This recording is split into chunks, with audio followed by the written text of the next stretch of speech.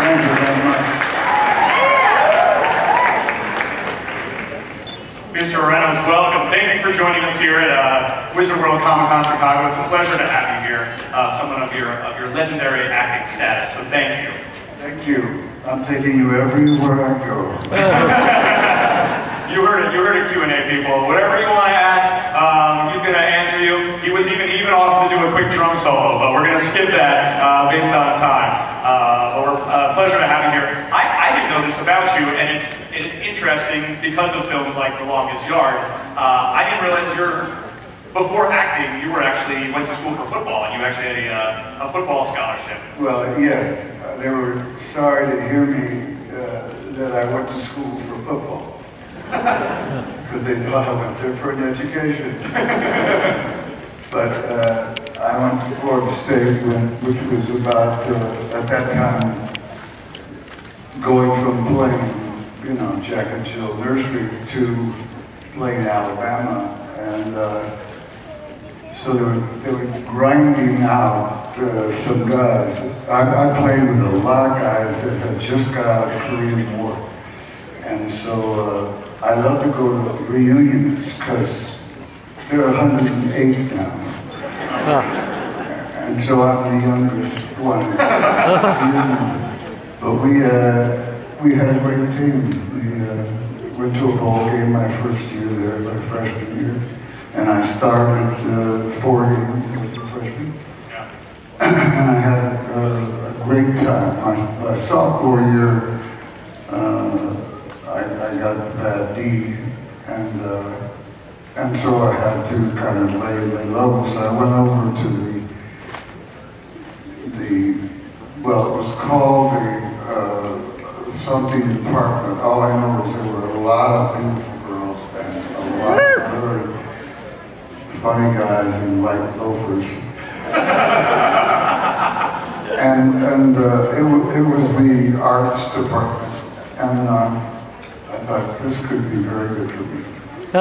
And that's where I got into the theater. Yeah, and at the time, I'm sure that the bum knee was a bit of a disappointment, but we're happy it happened.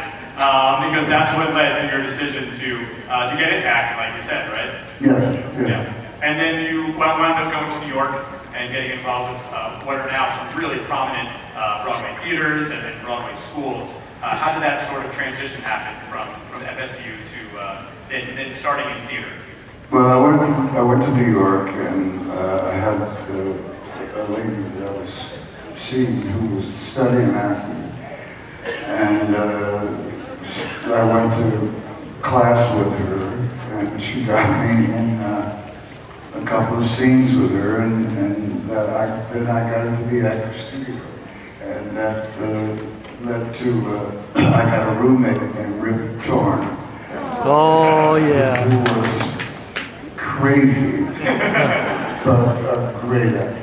Yeah. So you followed a lady to New York. Yeah, well, yeah, yes I did. Well, we're happy for that as well. Awesome. We have a lot of fans here to see you today. I know they have some awesome questions. So yeah, let's start over here on this side. Hi. Thank you. I wanted to ask you a million questions about Cooper and if you're ever going to direct again, because your Basic Stories episode was amazing and Sharky's Machine is incredible. But if you might tell us your favorite story or anecdote about Eloise. Well, I miss him every day. Every day I miss him. He was the best foil in the world, and I loved stepping on his foot. Every scene, and he would cry, but be so funny. He was the funniest man I ever worked with, and I loved him very, very, very much. Thank you. Yeah, way to bring us down, guy. Thanks for an awesome performer, an awesome actor, and what a pleasure to work with. Yeah. Hi, thank you for coming. It's great to have you here. Thank you. I'm a big fan of yours from Evening Shade. I love that show. Thank you. My question is, I'm also a big fan of the X-Files, and I wanted to ask you about your guest spot on the X-Files, I think in the 9th season, what that was like and what you remember from it. You know, I don't really remember too much about it. I don't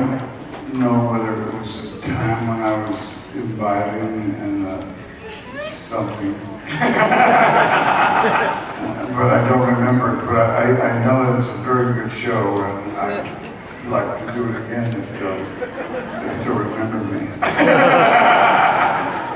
Well, we remember you, and I'm sure she does. Awesome, yeah. Welcome to Chicago, Burt. Thank you. My name's Garrett Gray. I'm a huge fan, and one of my favorite movies of all time is Smokey and the Bandit. Yes.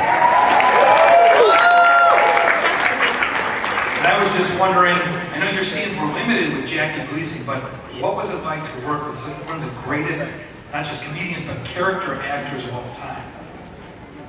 Well, you said it right. He was a genius at comedy, and he was, you had to catch him early in the morning because he got a little, you know. This is another reviving story. He had this guy work for him called Mal, and he would go, Mal, hamburger, and that meant bring me a glass of, like this, of vodka. And he would drink it just all the way down, and he would have 4 or 5 hamburgers. And I thought, he never showed it. I mean, never, you know, but he was just got funnier, you know.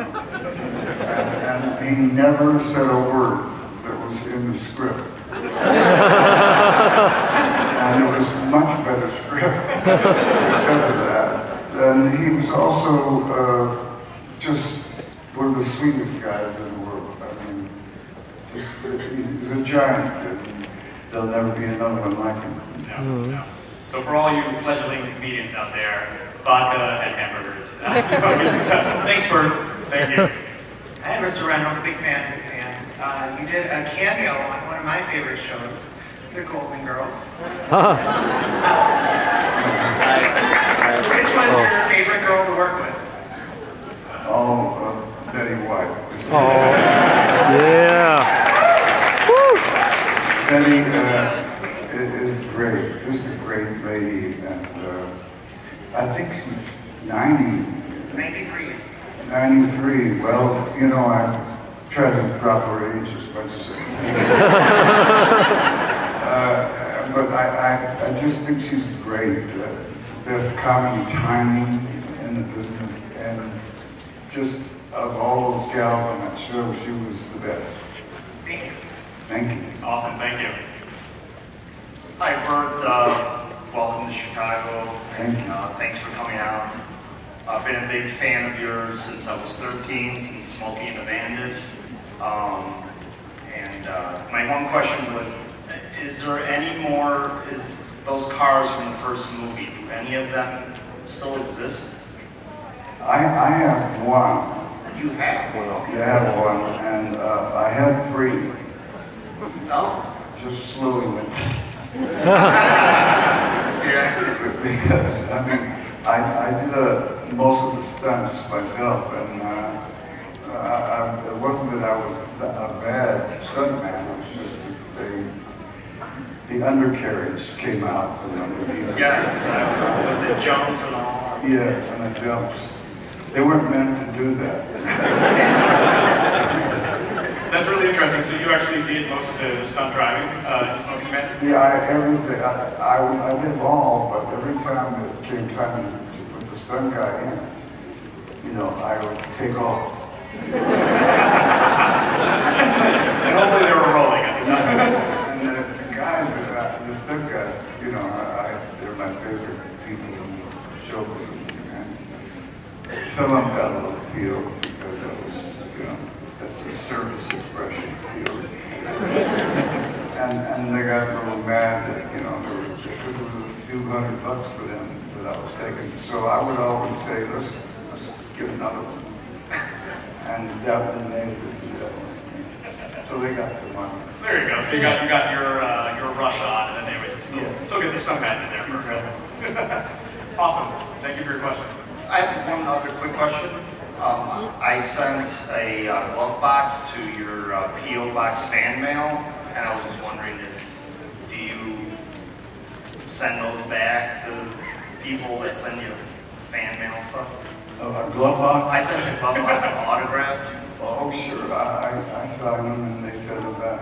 I thought you could send me something. No.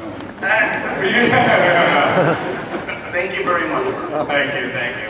Yeah, I'm sure he gets thousands of these things in his mail every day. Yes, right there. Mr. Reynolds, how cool to have a moment with you. Thank you. Thank you. One of my favorite movies of all time is Boogie Nights. Yeah. I had the honor of working with the great P.T. Anderson on a music video called Try, Michael Penn, which is in the special features on the Boogie Nights DVD. Now, in the director's commentary, he says at the very end of this long, the whole video is one shot on the longest hallway in North America. And at the very end, I was a mail guy pushing a mail cart. We only have 20 minutes left. Okay. At the very end, there's an old man in a purple suit who pulls the screen with the letter 9. And he says in the commentary that this is an homage to Burt Reynolds, but he doesn't tell the story. So what is the significance?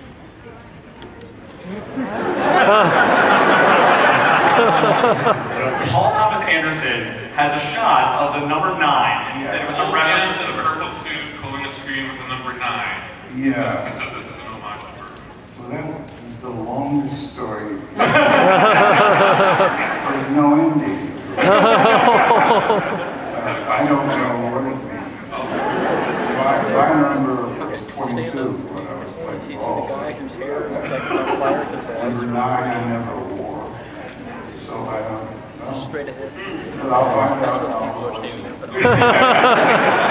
He'll send it to your glove box. Yes. Okay, my question is, if you could only do one for the rest of your career, would you rather be in front of the camera, behind the camera, or doing voice work like on Archer? Yes. I'd rather direct than interviews. Oh. Excellent. Thank you. Burt, were you able to get involved with any direction? I directed 4 films. Yeah. They were all great fun. And most of them were hits. Yeah. Okay. Excellent. Hi. My aunt had your Playgirl magazine when I was growing up.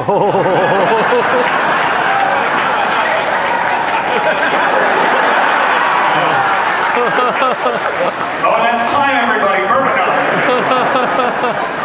I might have taken a peek at it one time. Oh. My favorite movie of yours I still watch is All Dogs Go to Heaven. Oh. Love that. And can you just laugh once for everybody? I love your laugh. Anyone that has to do with lying on a couch with a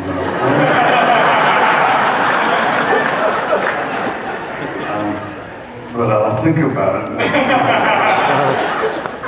Sure, I'll laugh a lot when I think about it. But thank you for remembering that. Yeah, that was both a classic film, a classic children's animated film, and a highly erotic magazine. Great, thanks. Yes, over here. They mentioned Archer. I love that. Is there any chance there's going to be any future projects with them? And can you give us a little about when you were filming, what it was like, or just anything? It was a lot of fun doing it. I've never, I would have loved to have been a part of Archer in the beginning. And also the days of radio. What a great gig that is. I mean, you don't have to hit the... Do it in your bathroom at home. Yeah, you can do it.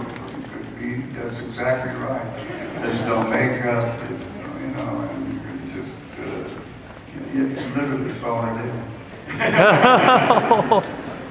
I find it interesting, so to sort of piggyback off your question there, in the series Archer, you play yourself, right? You play Burt Reynolds. And that you played that, you had cameos as yourself in numerous TV series. I always find that interesting. Was that a moment where you're like, oh man, I'm Burt Reynolds, right? I'm a cameo. They're literally asking me to play myself. Is that fun? Do you enjoy doing those kind of roles? Well, you do it in a, you know, you like you studied humility with Hugh O'Brien. You know?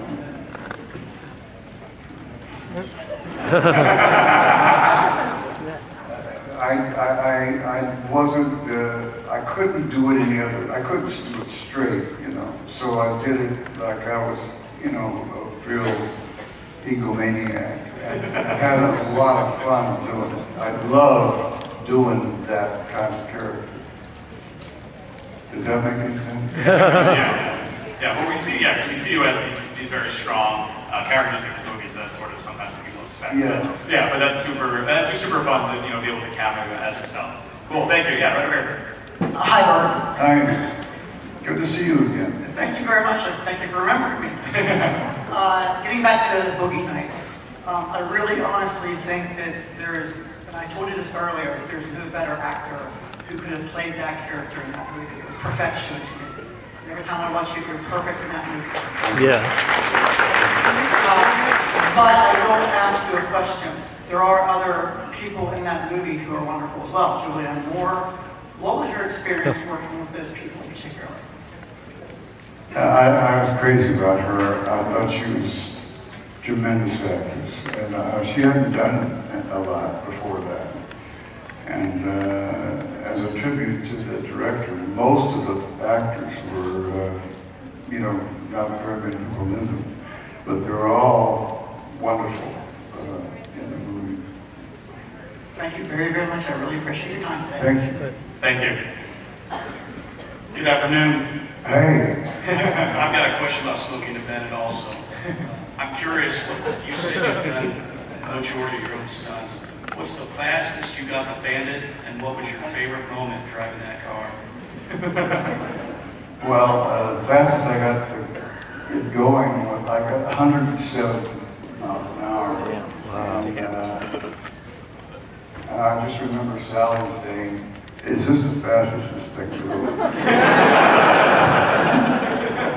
I mean, she's the greatest broad in the world. And I say broad and as a compliment. She just, well, I'd fallen in like with her already. You know. Thank you. Thank you. Thank you. Hi, Burt. Hi. I remember you first in the TV show Dan August, and I was a big fan of that show. I was wondering if that's really where you got was that your first big break? And if you could tell us a comment or two about what was working on the set of that show. Well, it was a good show to do. We had a good budget, great producer. But I had done a series called Hawk in New York quite a few years before that, which you shot only at night. That was the whole idea. It was this guy shot at night, and he was Indian, American Indian, and I enjoyed doing that a lot too. But I guess people remember the other one better, more, because of the Hawk was not hit. I did a lot of television. I had a running part in Gunsmoke and played the blacksmith. And the people on that show were great.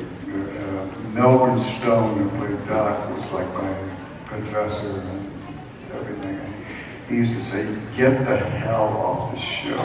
And I'd say, "Why?" And he said, "Because you're going to be a movie actor." And I said, "Are you crazy?" He said, "No, you are." He said, "You're not going to be one on this show. We got an actor who's a star, who's 6'9". We got me, I'm an old, whatever. And so go off and be in movies. They want you." And I said, "They do?" And he said, "Yeah." And so I got fired. And I went up to get fired, and Clint Eastwood and I were getting fired on the same day. Wow. And they told Clint, your Adam's apple sticks out too far, and you get that chipped tooth, you won't get it fixed, and you talk too slow. And I said, "Well, why are you firing me?" And they said, "Because you can't act."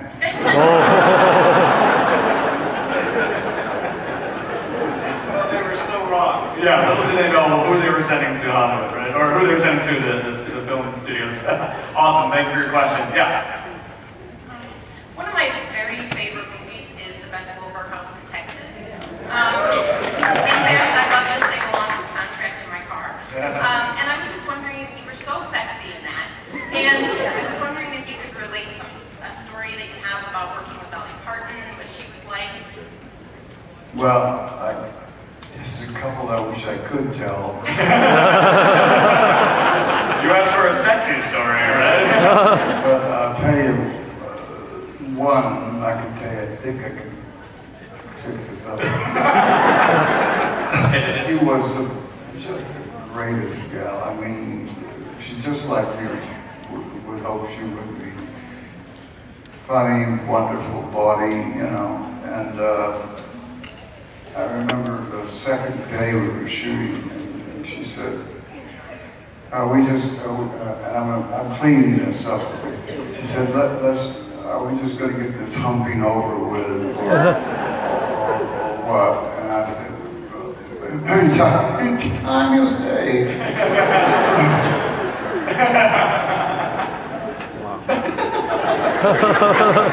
and then fill in the blanks there. Thank you for your question. Yeah. Yeah, we have time to wrap up with these final 4 questions here, so we'll cut it off with these final 4. Thanks. Right here.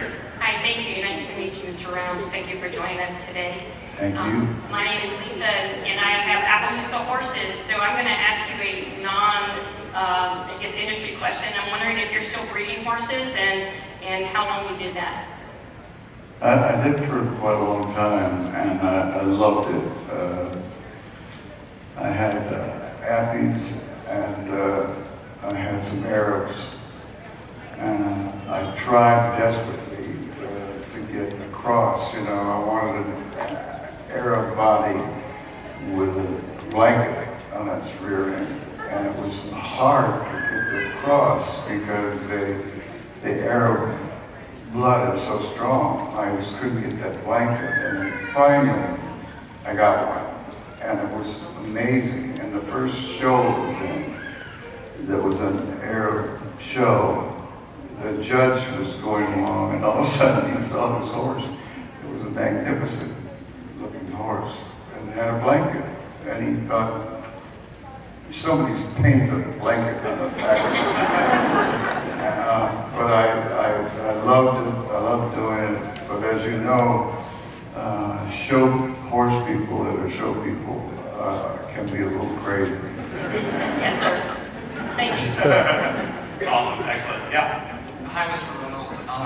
In any film, there are no better outtakes than the ones in the Cannonball Run movies. Tell us a little bit about like how the slapping of Dom DeLuise came about so often. Well, we were the first ones to show outtakes after the movie was over, and I remember Hal, the director, and I were looking at outtakes one time after one of the scenes, and I said, Hal, this is better than the movie. and it's funnier. And he said, yeah. I said, well, why don't we run at the end of the movie? And he said, okay. And we were the first ones to do it. And now quite a few people do it. But that was the beginning of it. Wow, the inventor of outtakes. Who knew?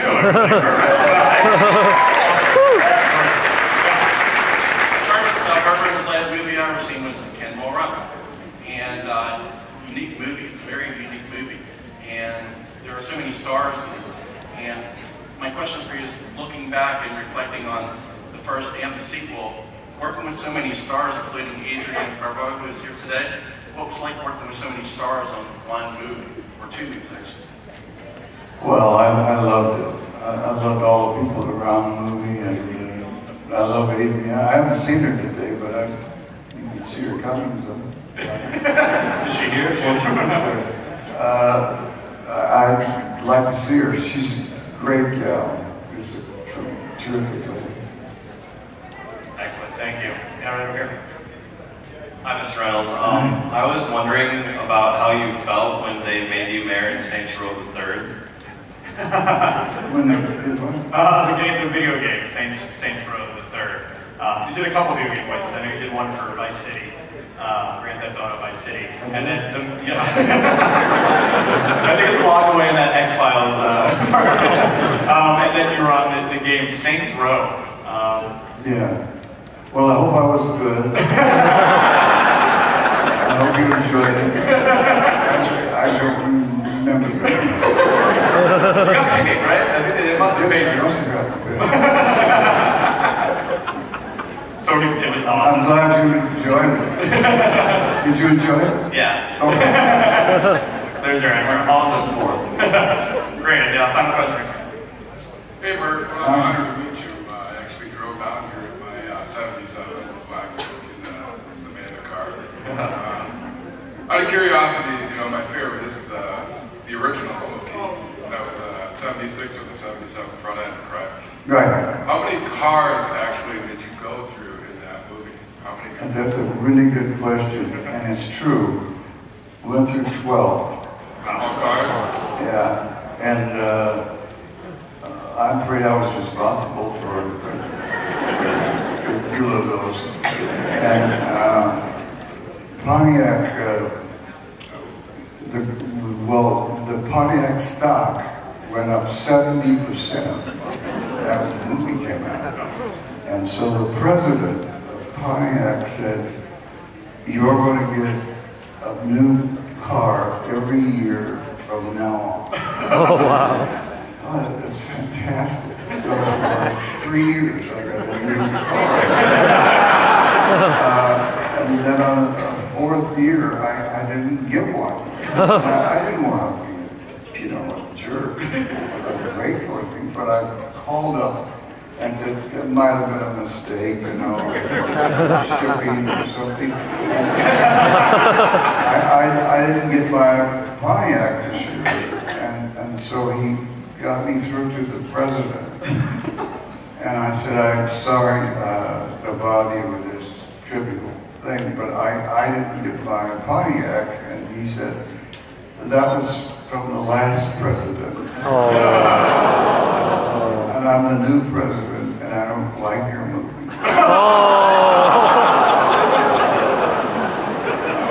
So you say you still have one of the cars. What year is it? Was it 76? Yes. Awesome, awesome. Well, ladies and gentlemen, please give a big round of applause for legendary actor, award-winning, and playgirl Papa Lyle. Please give it up for Mr. Burt Reynolds, everybody.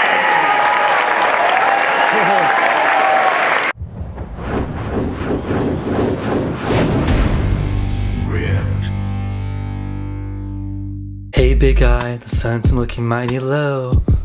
Ooh, Hulk happy that he's wearing stretchy pants. Whoa, Hulk, you want to play hide the cucumber?